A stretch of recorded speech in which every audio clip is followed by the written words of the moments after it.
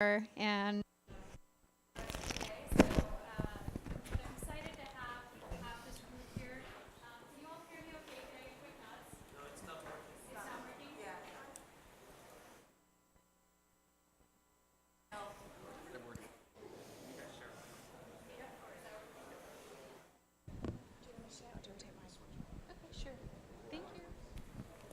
hello? Yes. Okay, good. All right, last panel of the day. This is LBE for diverse audiences. And I am super excited to have this very diverse crew of people here to talk about the LBE industry and sort of its changing face. So super fast, we'll do intros. I'll introduce myself real quick, and we'll let these wonderful panelists introduce themselves. My name is Ishita Kapoor. I work on content and location-based entertainment as a business for Microsoft on our mixed reality team. One of my motivations to get this panel together was the LBE industry is changing super fast, and what even qualifies as location-based entertainment is changing. Everything from cafes to arcades to stadiums to outdoor venues to art houses. There's so much going on, and all of these folks represent a different cross-section of the industry. So to be able to bring them all together here for a conversation is wonderful. We'll kick off with some intros and dive right in. Diana, do you want to kick us off? Sure. Diana Johns. I'm the Vice President for Exhibit Experience Development at Pacific Science Center in Seattle, Washington. My name is Caleb Eubanks. I am Head of Creative Communications for Arvory and Arvory Dynamics, as well as Voyager VR, which is based in Sao Paulo, Brazil. And we kind of head a lot of the LBEs and virtual reality education in South America. Hi, my name is Salma Sabera. I'm the executive producer for Cross Reality at Meow Wolf, and I look forward to sharing with you. This is my second panel, so hello again. I'm Sam Wong, the co-founder and president of Skylimit Entertainment. We created the brand SoReal. We do VR indoor theme parks and location-based entertainment creation and operation. And I'm Amy Lemire with WXR Fund, investing in spatial computing and AI companies with a female leader. Welcome, everyone. Thank you so much for being part of this. One of the reasons that this particular group of panelists is super interesting to me is because they represent a cross-section that is diverse both geographically and in the sorts of venues they operate and the communities they work with. So as a starting point to kind of give the room some context, I'd love to go around and maybe have each of you introduce maybe the broader XR community that you cater to.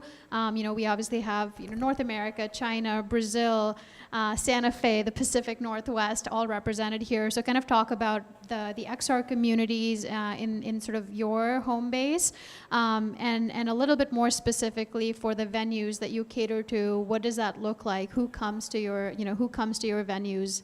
Help us understand that. Okay. The XR community in Seattle is a very robust one. A lot of innovators, a lot of creators. And in the last couple of years, we've really made it a push to connect with our community better. And actually, one of the things we want to do is highlight what people are working on as part of the experience that people have at the Science Center. Our audience is a very wide array of public. When we started this a year and a half ago, we estimated that 75 to 80% of our audience had never tried VR. And I'd say now it's probably 55 to 65%. And we made a concerted effort to make sure that what we were providing for them was actually, and no offense to game developers at all, but was not game-based, but story-based. And we also have an access program that provides free memberships for homeless and foster youth, as well as $19 family memberships for a year for anybody on any kind of public assistance. That audience is very important to us. We're trying to lower the bar to access to new technology and new experiences through that. Okay, well, as far as the audience in South America and Brazil, it's, as she said, as well as many people in the LBs have said, the audience is so diverse because you get people that are walking by that have never seen this stuff before that have an opportunity to play. In Brazil, it's the same way. The most interesting thing coming from America to going to Brazil is seeing kind of that vast difference in technology and the gap of understanding. In Brazil, we have to educate everybody on what virtual reality is. We have to educate them on every piece of technology. So even though we have a storefront, even though people can walk by and they can see virtual reality, we have people stopping saying, hey, is this a workout? Are they doing exercise? We have to sit there and actually kind of tell them, no, it's something more than that. Yes, you can exercise in virtual reality, but it's much more. There's experiences and visuals. So kind of our job is not only providing them with the space, but also providing that education so that they know how to use the space. As far as our audience goes, it's very, very much in the younger generation for now, and that's because when they walk by, they see the LED lights, they see the mixed reality going on, and it's very easy for kids to jump into that. At the same time, we have a lot of adults, older generations coming in because there's experiences where they can actually come together and play with their kids. It's very difficult for people to play Nintendo when they're much older because of these controllers. These controllers actually are a big inhibitor for these cross-generation gaps. So being able to play virtual reality in Brazil with these different people, it's very easy to put their headsets on, to put their hands in and say, hey, no, move your head, move your hands, and that is, you are the controller. And because of that, we're now seeing a whole bunch of different people kind of come into our LBEs, which is really, really nice. As far as what we have currently set up in Brazil is we have one location in a mall. Everything in Brazil, I gotta preface this, is in a shopping mall. It's very dangerous in Brazil, so we don't have individual places. It would be a hot button or a hot place for people to come steal things. So what we've done is, just like movie theaters, we go to the actual malls, set up the arcade, and we give people a whole bunch of different experiences so that if they see something on television, they see Superhot, they see Beat Saber, and they say, hey, that's virtual reality, I want to play it, we give them a place for that. We also give them a place to watch movies. We want them to kind of just experience everything that they see out there, but also something that's special to them, because people in America aren't making experience for Portuguese speakers. So one thing I do want to at least say is a lot of the experiences that we focus on, even though we want story-based things, we can't focus on English. The translation has to be in the actual presentation of what you're doing. Human skills, we can see an object and we can see a shape and we know when it goes in there. So we focus much more on game-based, objective type situations without language, and that allows everybody to kind of come together. And lastly, I'll preface it too, is that in Brazil, because we're the only people doing this right now, we have several different ideas. We wanted to be education and museums, and one of the things we really, really want to do is we want to bring, people who are not capable of having the money. In America, we're all very, very blessed to have technology, televisions, tablets, all those kinds of things. In Brazil, having a computer at home is very difficult to have, especially with a 1080 Ti or a graphics card that you need to support a VR headset. So we don't have any headsets that are available to buy there. We have to bring everything over from another country. We kind of mule it on over. And because of that, we're the only people there with this technology that you can see. So, kind of being a gatekeeper, it's very important for us to make sure everybody has all the experiences, as well as something special for them. So I guess I'll sum it up right here, as our company is trying to not only create the robotics, we're trying to create the LBEs, we're also trying to create content. We published Pixar Up 1989, we published a few other small games called Belief and Before that are just for the actual arcades, and that's something that we can give to the Portuguese speakers, to the natives there, and they love it, and it's something we can also license out to other LBEs in the future.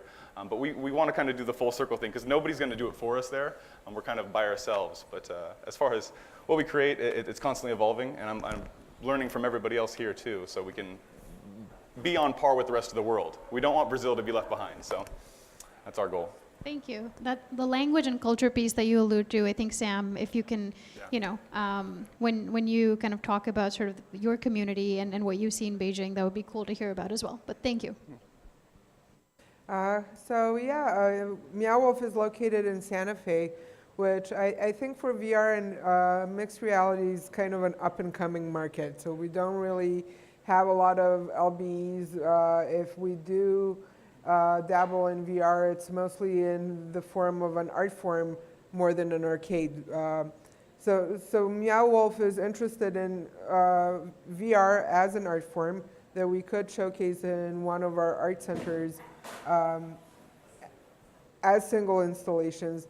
And we're interested in mixed reality as this digital overlay to the exhibit that we have. Our exhibits are on average between 30 and 60,000 square feet.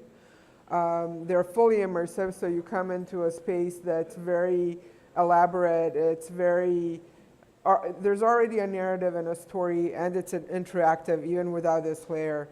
So adding a digital layer, a mixed reality layer to us is really interesting as a problem. How do we solve this? As here at Microsoft, we heard on an arena level. So it's like I have an arena. How do I now introduce this medium to a larger audience? Most of our audience in Santa Fe is, so we have about 500,000 visitors. About 50% of that are women, actually moms with kids that are appropriately aged for Meow Wolf. And then the other 50% is really diverse. It can be part of the local indigenous community.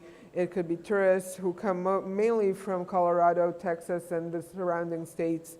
Age range wise, it can be from infants that are just being there to seniors. So it's really kind of a wide range outside of the family kind of capsule that comes to Meow Wolf. And you're opening new locations. Yeah, we're opening a Las Vegas location at the end of this year. We're targeting a Denver location at the end of 2020, a DC location at the end of 2024, and a Phoenix, or 22 for DC, Phoenix 2024. If you're in Santa Fe, check out Meow Wolf. It really is a place to get lost in for hours. Yeah. Great. So for us, yeah, I hate to say everything, start over and over again, but just brief introduction. Still, we opened our park more than 2.5 years ago, and thank you. Oh, yes, much better. So we opened our park more than 2.5 years ago. We intend to have a diversity of attractions and also the diverse guests. Because our goal is really, we think it could, the VR indoor amusement park or theme parks could be the future of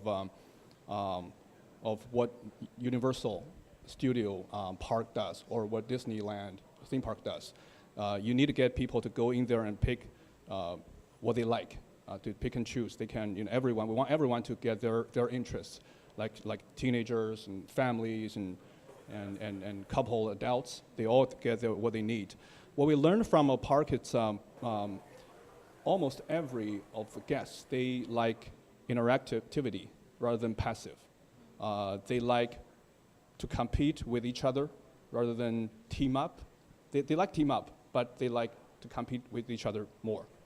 But it doesn't mean that we only focus on that, like PvP esports, because again, there's people still like to go on a mission to work with their to co-op with their families or friends together, and also I want to really compare the VR location-based VR with the movie industry, movie theaters. I think there's many similarities. Also, in another hand, there's many differences. The similarity is there's in movie industry, movie theaters, the families go there, the teenagers go there, the adults go there. So there's all different type of movies. There's horror movie, there's action movie, family movie, cartoon, and all that. So we realized that because we did a lot of surveys during the past 2.5 years. We realized that in VR you can actually open wider, diverse audience and attractions. This is one thing. This is a similarity, but differences is. In movie theater, your audience, you're a spectator. In a VR park, you're actually a participator. You need to be more actively involved. So that's the thing we learned. So you want to tell a story, but at the same time, you want your guests know what you want them to do. So it's very difficult. So back to the XR community. In China, there's big changes, during the past 2 years. 3 years ago, that's a lot of developer and technology. There's a lot of money throws into this XR industry. But when the investors and the developers feel like, okay, the market is not there, so most of them give up. But now I feel like this is the second wave because the technology, like the company like Microsoft and Intel and all other major players are investing a lot. The technology improved significantly, and also people like us, like the rest of the developers, feels like we have more and more understanding on what the the guests really like. So I feel like the second wave is coming, and also in China, there's a lot of people are joining the VR XR industry now. Fantastic. I obviously am not part of an LBE, but I do have ask a quick question for these guys? Yeah. I'm interested, what percentage of your activities are virtual reality, augmented or mixed reality, or none, or other? For us, it's purely VR. For us, there's very little VR or MR at the moment. So in the current exhibit, there's actually none. It's an interactive exhibit in a different way. People can touch everything in the exhibit. It immerses you into a story. You're there to discover the story, or not, or just play with kind of our fancy jungle gym.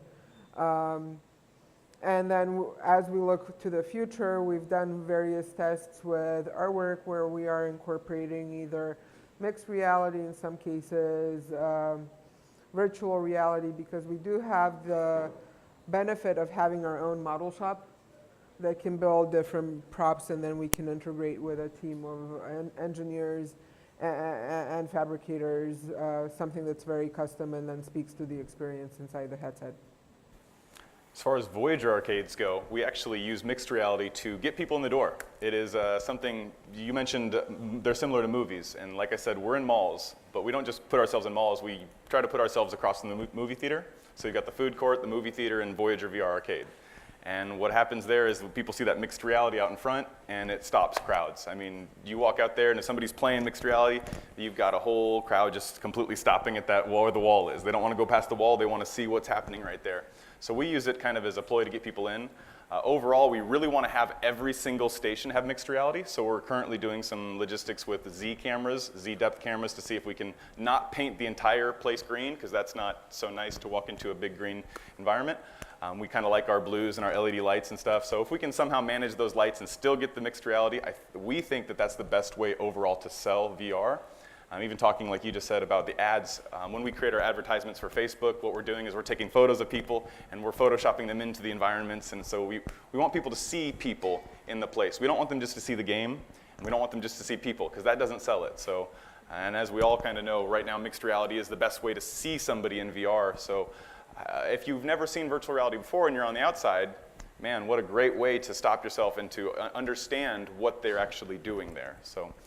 That's the way that we use it most of all. I'd say we're 75% VR, 25% MR, although we're trying to do more of that. Cool, thank you. And some of you already started alluding to this as diversity of content, different types of experiences that bring different types of people in. Do you have have you been surprised, or have you had sort of aha moments where, something in the arcade or the center or in your venue resonated with a particular audience that you weren't expecting, whether it was someone young or old, or in China, I hear people, go on dates to these arcades. What have you been surprised by that you didn't expect when you got into the business? Anyone can go first. Okay, I'll start. This one big surprise for me is in our park during the last 2 years and a half. I thought there would be more like major, because originally our content are some of them are violent, most of them are actually first-person shooter game. We're changing now, but it was like that. I thought there would be more males, gentlemen, to come to the park, but the result is half and half. Male and female is half and half. So that's a surprise, yeah. And I think you almost kind of alluded to another thing too. We have this stigma where video games are kind of male-ish. When you go into virtual reality, it takes away a lot of that stigma because the controller's gone. So as you just said, I see women coming in with their children and they want to play. So there's this wonderful thing where you see, a young male child or, a little girl, and she's playing with her mom, and all of a sudden it goes from, "Hi, Mom," to, "I'm going to get you," and it's great to see the child relationship change with the parent, because the parent's always in control, but not when they start playing those virtual reality games.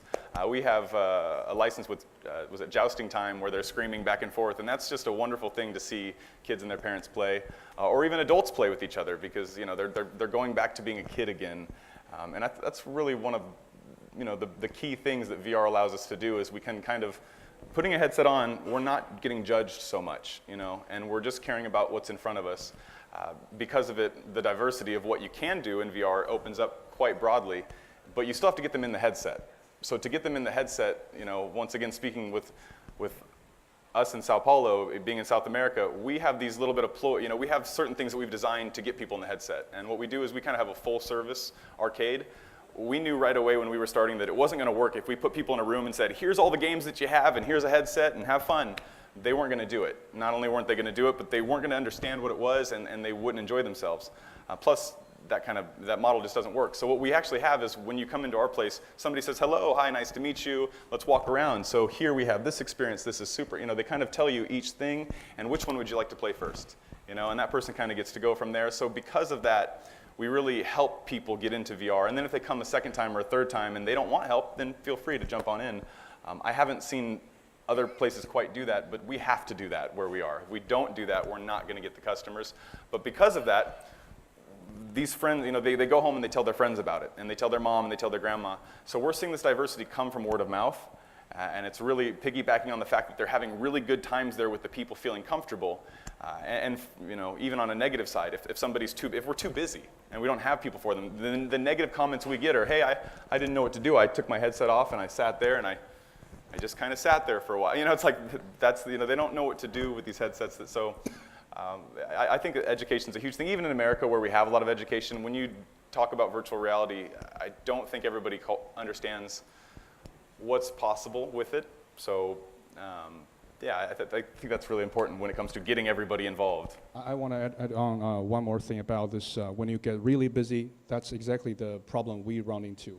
Yeah. Because when calm time, that the client, the guest feels like they're being taken care of. But when it's like a peak time, they're scared. Like you're putting in there, they're not taken care of. They will sue you, or they're not happy. But I think that's not only because of the peak time and that. Also, it's on the system level. The MR system have to be more intelligent. Have to be more have to be simpler to like. Now you're really still wearing putting a headset to somebody's face, which is not a pleased experience itself. Like putting the headset to somebody's head is not a pleased experience. So you got to make them calm down. This is like, I'm going to put you into a virtual world. This is way more better than the real life. So, but when they go into that with a okay or good experience, we do like 90% of the experiences we develop ourselves is multiplayer experiences. So they will feel pleased. But when they feel like they're not taken care of, you will be in trouble. That's good. I do want to mention too, because I have a little bit of experience. We have. Sorry, we're going to say we have in Sao Paulo. We currently have 2 arcades that are open right now. One of our arcades is a large space with 15 plus different stations with about 30 different experiences, including experiences that were created just by our team for the shared space. But we also have another virtual reality arcade, which is just an escape room. So it's a different kind of a model. You walk in and you have either 4 or 8 people, and you can do either 1 to 2 different escape rooms at one time. And that's all you can do. It's it's a partnership with one of the IPs that we have. And when you do it like that, we've noticed that the people that come in for that are actually even more broad, because the people that will come into our arcade where there's just the experiences that you can try. A lot of times it's kids who saw Superhot on Facebook or somewhere, and they're like, I want to try this, or Beat Saber, and they want to try it because of that. But what's happening at the other place where we have it's kind of it's an Ubisoft type experience. What happens when they come there though is they see it and they see the advertising for it, and they have no idea what it is. They don't know what it's VR. They just know it's an experience. They know it's entertainment. So when they start asking for it, it's going to take an hour of your time. It's going to take, we get a lot of people running away when they find out how long it takes. But when people do want to do it, we get grandparents and grandmothers coming in with their children, and we get whole families coming in to do those kinds of things. And in my personal view, when I look at VR arcades in the future, we have to be giving them value. We have to be giving them value outside of your home. So being able to create experiences that offer something more than what you can just do at your home is really important. And whether it just be holding tournaments at your event or offering higher quality, just an environment with your entertainment is going to be something that moving forward that we have to think about. But yeah, right now, I think that having all these different locations that we're doing, we're seeing these different diversity of people come in. And like right now, we have the one arcade where it's everybody. We have another arcade that's an escape room, and we have some one-offs that we're going to start. So let's say you want to go to an aquarium. Well, you can see a VR station that's got Into the Blue in it, right? So we're trying to bring VR more accessible to people in all these places, not just for video games, because the one place is just video games. The next place is an escape room, which is an experience. The next ones are educational. So I really think that doing all these different things is what we have to do to get this diversity in the culture, because these people over here that tried out the educational experience, they want to come play video games. The people that play video games want to go do this experience, you know, and they all want to do the escape room, and it's vice versa. So, but we wouldn't have got these people without this, you know, or without this. Go broad in the market to understand where there's signal, and then from there you drill down. So that's great. That's great to hear. I want to jump to you real quick because I feel like you probably have stories from sort of the museum goers and the clientele, and you know how people react. I think my personal experience from Pacific Science Center was VR micro theaters when that was sort of set up a little while back, and kind of seeing sort of kids in swivel chairs just rotating and just being completely awestruck was awesome. But even with what is reality, I'm sure you had a lot of surprising moments there. One of the things, and I should say, the point about language is really important. So none of the things that we do have language. They're still stories, but they're not language-based. So what we're trying to do is figure out in our own little microcosm what's a low bar for people to come in, because the thing that surprised me was how parents stepped back. They wanted their kids to have the experience, but they were reluctant to have it themselves. And that was really that was a hard bar to get past until we started adding more social experiences. And like, you know, with Hyperspace, Jeff Ludwig's company, families love to do that together. We're running Chorus right now, which is a within piece, and it's 6 people, it's social, and they have a blast. They have an absolute blast because they can do it together. But that was a weird bar that we had to get over. We run a VR bar as well, the VR micro theater. We have an introduction to VR cart. So sort of what you're talking about, but within a very much smaller space. We're giving people different channels to have an experience where they feel like it's going to be okay for them.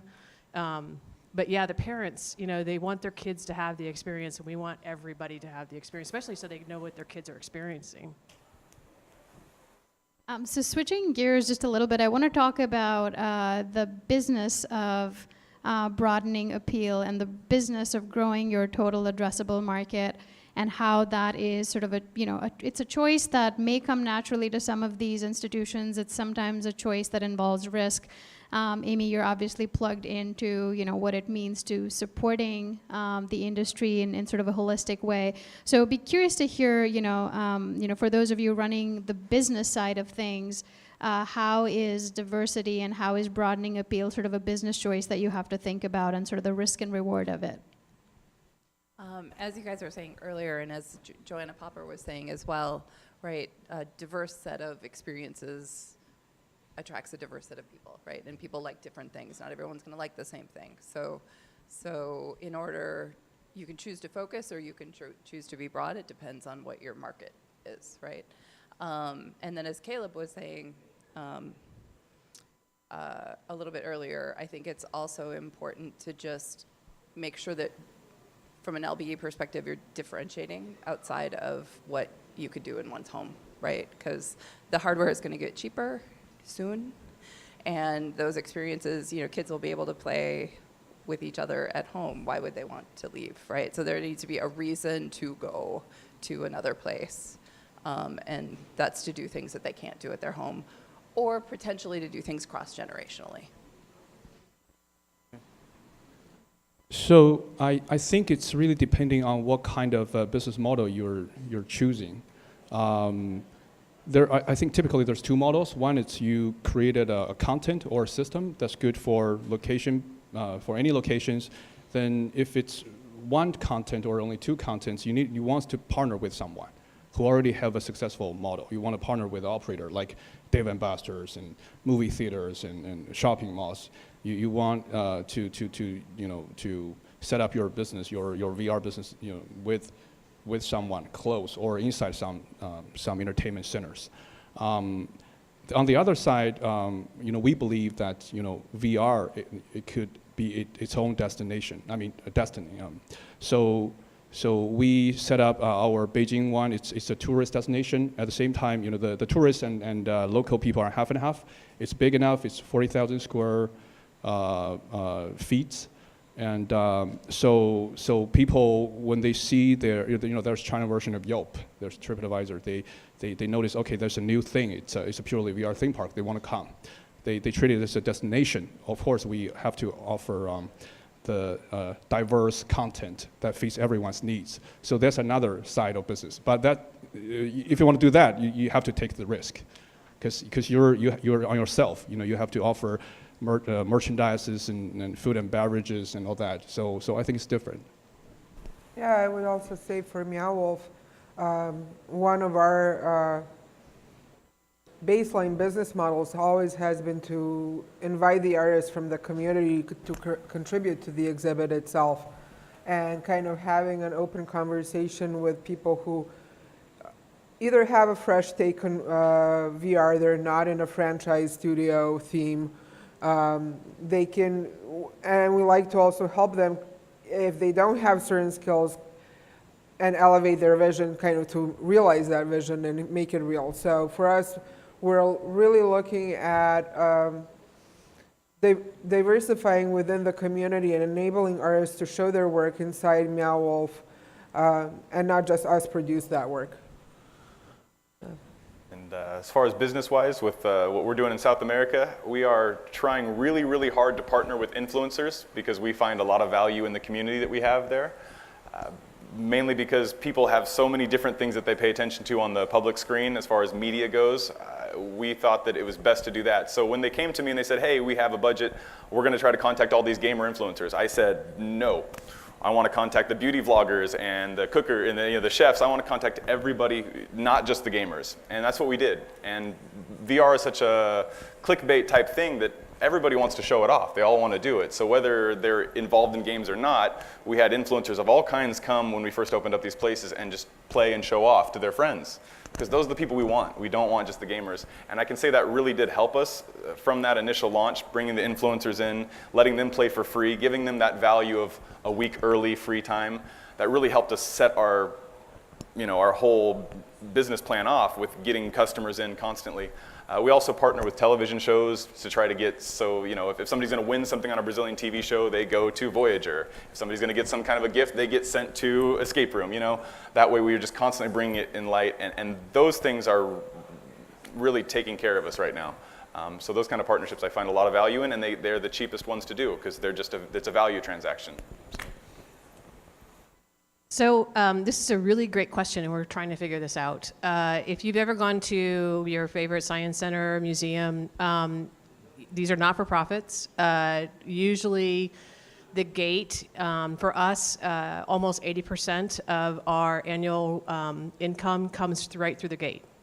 So the struggle that we have is we want to be accessible. We don't want to add additional bars for people to have. So once you get in, we don't want to nickel and dime you. We were doing that. It's a terrible customer experience.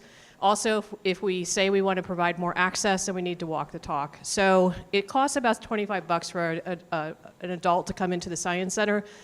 And we've done a really good job of removing other costs. However, this equipment is expensive if we can't get it sponsored. It's staff intensive. People love it. They absolutely love it. But we are really trying to figure out what that model is. And obviously sponsorship is part of it, and hopefully having equipment donated and so on and so forth.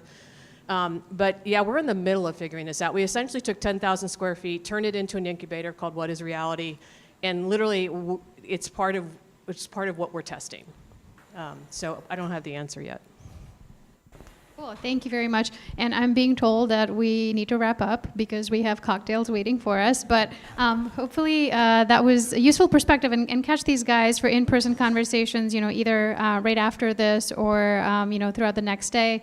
We've just, such different perspectives on the industry, from investing to China, to art, to Brazil, and the museum industry. So thank you so much for being here and sharing your thoughts.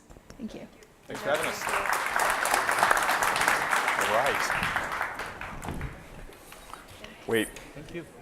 everybody. I'm gonna whisper. We need to take a photo together. Let's do it. Yeah, Diana. Diana. Take a photo. These are social.